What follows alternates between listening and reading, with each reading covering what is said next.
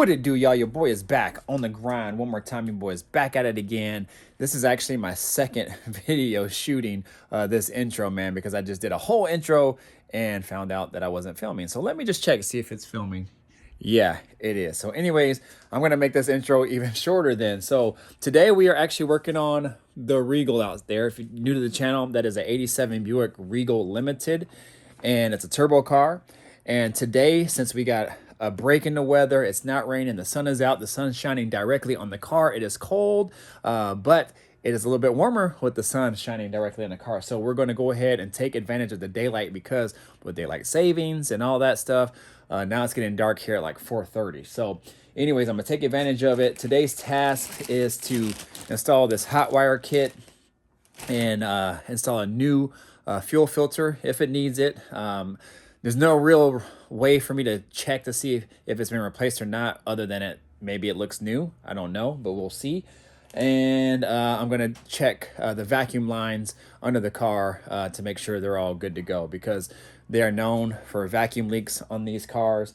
And with this hot wire kit, this is kind of like a must for Turbo Buick. So if you guys don't know anything about these Turbo Buicks, they're great cars, but they can be real finicky and your worst nightmare if you don't have them set up correctly. So it's kind of a unwritten rule, but you want to make sure you got the car dialed in first, especially with this one being stock. Make sure it's running good stock first before you start throwing different parts at it, because it has to be riding good first before you start throwing turbo at it and bolt-on parts and things like that. So that is my goal. Now, I've been driving it for the past, week or so, and it's actually driving really good. It has a slight hesitation at the 35, 45 mile an hour range. So for example, if I'm just cruising and if I let off the gas and then I maybe go hit the gas just to get back on, sometimes you feather the pedal a little bit if you're slowing down or whatever in traffic. And if I go to give it gas, it'll hesitate. So I'm not sure if that's fueling or what have you, but I know these cars can be real finicky as far as fueling goes. So that's why one of the hot wire kit actually helps, because these cars are actually known for I don't even know if it's called a voltage drop, but that hot wire kit supplies a good amount of voltage to the fuel pump at all times, so you don't have any problems with fueling. And then I want to check the fuel filter just to kind of make sure that one's not clogged, so I might just replace it anyway. And then vacuum lines under the hood, that can also be an issue with these cars. So you can't have any vacuum leaks. The car just won't like it at all. So and that also reminds me too, I should check the headers, because these headers are prone to cracking. It's just a manufacturer's kind of like defect, so to speak. And they actually sell aftermarket headers now. I think when I had these cars quite some time ago, they weren't manufacturing the headers like they are now. So you can get some really nice stainless headers now for these cars. So in the past, I've just had them welded and then called it good. So anyways, I'm going to do enough with the talking. Let's go ahead and work on this car, save some daylight. If you're new to the channel, definitely think about subscribing, hit that notification bell, all that good stuff, y'all. 87 Turbo Regal Limited. Let's go ahead and get after it. All right, y'all. So I am about to start the install of the hot wire kit. Of course, I left it in the garage. We got the instructions here. And basically what it is, it's a kit designed to install into your ride with no cutting or splicing. The relay switch in this kit is rated at 30 amps, which will deliver full battery voltage to the fuel pump connector at the rear of the vehicle, with negligible voltage drop using a 12 gauge feeder line. So basically it helps to supply voltage to the pump at all times with no voltage drop. So, and it gives you all the instructions here. So first, move the battery positive lug, which I already did. Remove plastic caps around output stud on the alternator. And maybe you connect so you connect that into the alternator instead, possibly. So attach ring terminal onto the connection, fasten sealed fuse holder near the firewall, or optional near the fan relays. there is a screw that attaches to the fan relay bracket, which can be used for the fuse holder. Run the jacket wire down and along the brake lines, fuel side. So I'm going to start from the rear and go to the front. So anyways, I'll go ahead and do that right now.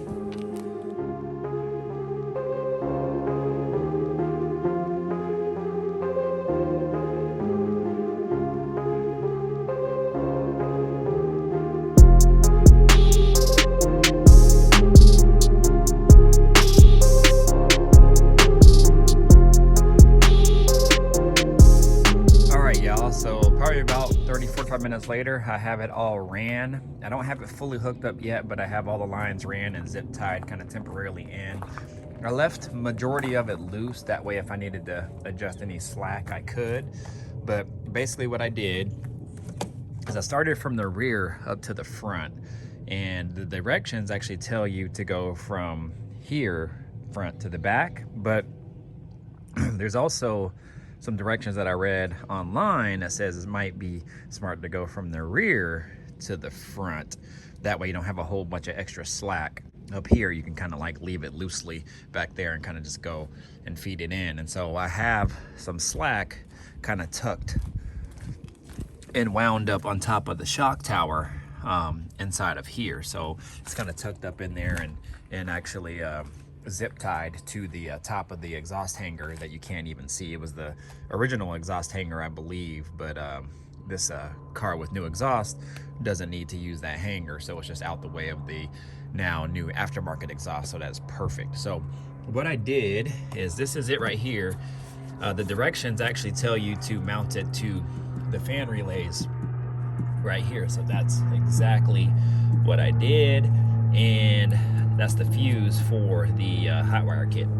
And one end 12 gauge wire goes all the way back to the fuel tank, and then this right here gets power from the alternator. So all I gotta do is take off that cap, put it on there, tighten it up, and we're good to go. It's ran and zip tied all along the side here where the fuel line is. And the fuel filter is right here, tucked under the inside of the frame there. So that's where the fuel filter is. Good thing I don't have to change it. He said he did it. And then the line is ran all the way up alongside of the frame. And then from here, I'll get out of the car so you can see.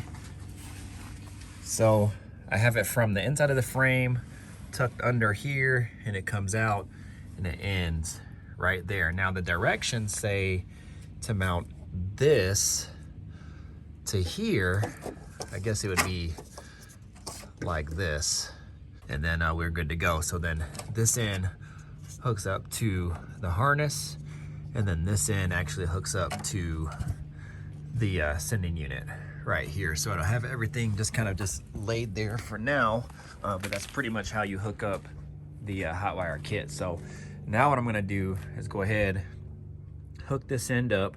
I have it unplugged, so the positive feed is not hooked on, so I won't get any power right now. What I will have to do is, the directions say with more voltage, the fuel pressure will change, and it'll actually increase the fuel pressure with more voltage. So I have to look at the fuel pressure anyway to kind of reset it. I think with the fuel line off, you're supposed to set it at like 42 or something like that, and then it'll drop down to about 37 is where you want it. So anyways, let me go ahead and do that right now, and I'll chime back in here in a moment.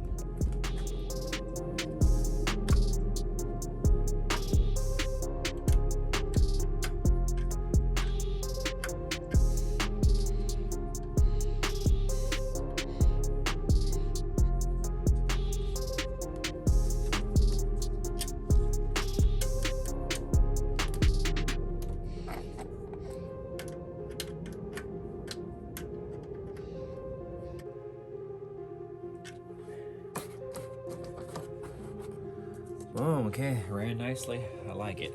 I like it. I like it. I like it.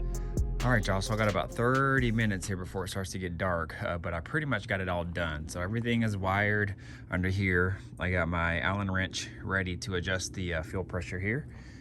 And in the back here, I got everything attached. I went ahead and attached that relay to the bumper support like it says, directions say, and they want you to attach a ground strap from the frame to the gas tank. So I got that done. And so what I'm gonna do now is go ahead and prime it, start it up, make sure everything is good to go. I do have to reattach that positive lead first, and then we should be good to go. So what I'll do is I'll go ahead and put this camera. All right, y'all, so I'm gonna go ahead and start it, and then we'll go from there. So I got the camera on the fuel pressure regulator, but I think I got everything set. The only thing I haven't done is cut all the zip ties, but I wanted to make sure I had enough slack either way. So let me find out where my keys are, then we'll go ahead and prime it, see what's up.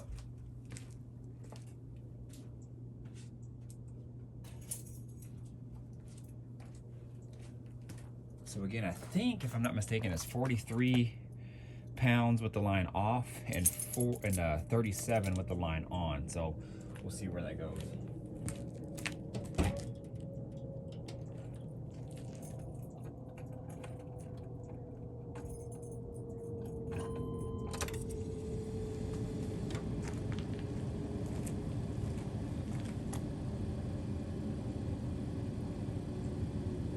All right, y'all, here we go.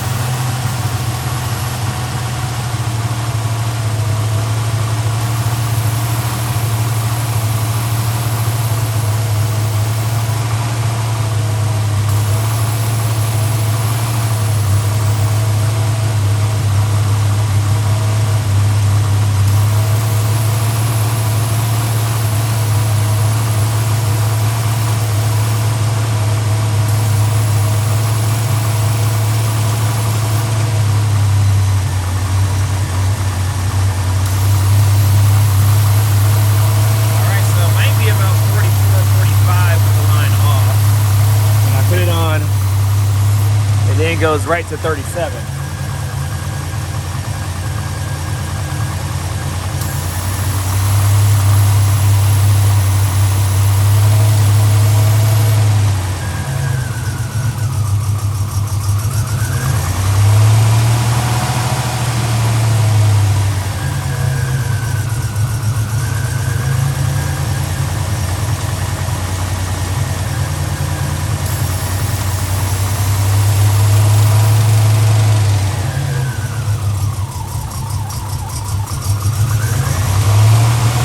I think it's idling rough because it sensed the vacuum leak, so we'll probably try to make adjustments. I'm gonna let it settle in, see what it does.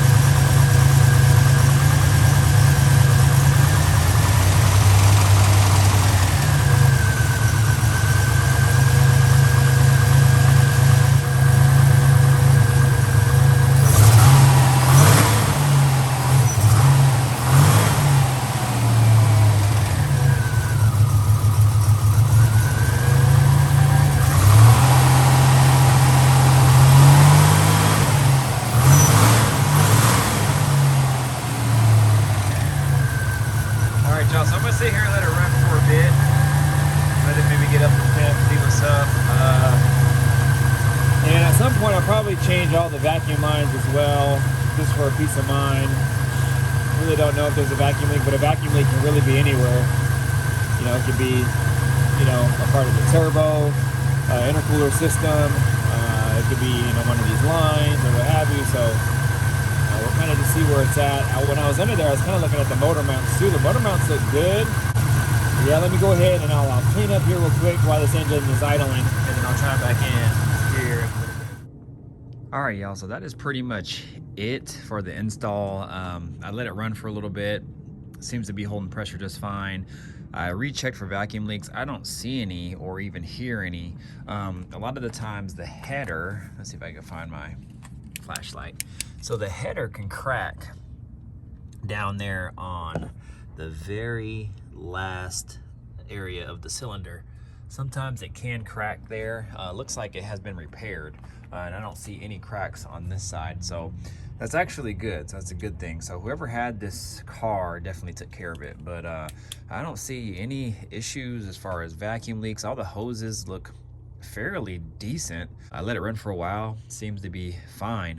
The fuel pressure stuck exactly where it should. The hot wire kit is doing its thing, because when I first hooked it up, the fuel pressure shot up. I don't know if you guys saw that, to like almost 60, or no, excuse me, almost 50, I believe. So definitely doing its thing. So other than that, the car is still jacked up right now. I got to get under there, cut all the zip ties, and then we should be good to go. So hopefully that was helpful for you guys. A lot of you guys who maybe have a turbo Buick might already have a hot wire kit. And so there you go. If you don't know about the hot wire kit and you have a turbo Buick, this is pretty much a first thing that you do to these cars, especially before you start adding more boost, more power, things like that. So anyways, you guys, other than that, I'm still chasing a high BLM. BLM, in other words, is basically called block learn multiplier, and that is used for the ECM. My numbers are really high, so this car actually supposed to be at idle right around 128. It can be between like 123 and 128. Well, my numbers right now, before it was at 144, now it's at 150. So I did some research, and I'm thinking my O2 sensor might be bad. So I will have to order a new one. I might actually go drive it around a little bit, just to see how it's driving with that new hot wire kit. Other than that, it drives fine. So I'm thinking that might be also why I'm getting a little hesitation. So we'll see, you guys. But the O2 sensor is kind of a pain in the butt on these cars. It's actually down. I don't know if you guys can see it. It's right. Dang, you guys might not even be able to see it. Well, that's how hard it is to find and get to, but it's right there where my light is shining. Right where my light's shining. So as you can see, a lot of tight quarters and spaces to get to, but it is achievable. I might have to take that filter off and whatnot, but that'll be another task, another day. So anyways, you guys, let me flip this camera around real quick. All right, y'all, so other than that, we are set. We are in the game. I'm glad I got that done, especially before it got dark on me. So that is awesome, you guys. So hopefully this was helpful. Hopefully you guys are enjoying the content on this car. Hopefully you will. I got a lot of good things planned for this car. Not a whole lot of engine upgrades, but some mods will definitely be happening to this car just to give it a little bit of help just to make it go a little bit faster. So anyways, y'all, thank you for tuning in. If you're new to the channel, definitely think about subscribing, hit that notification bell, all that good stuff, y'all. Mr. Griffin 23 is here. You see that baby in the back. My wife came home from running errands. She goes, oh, I can't wait to drive the car. So we'll get it on the road here soon, you guys. But anyways, you guys know what to do. Like, comment, subscribe, share, do all that good stuff, y'all. Mr. Griffin 23 out of here. Deuces. Peace out.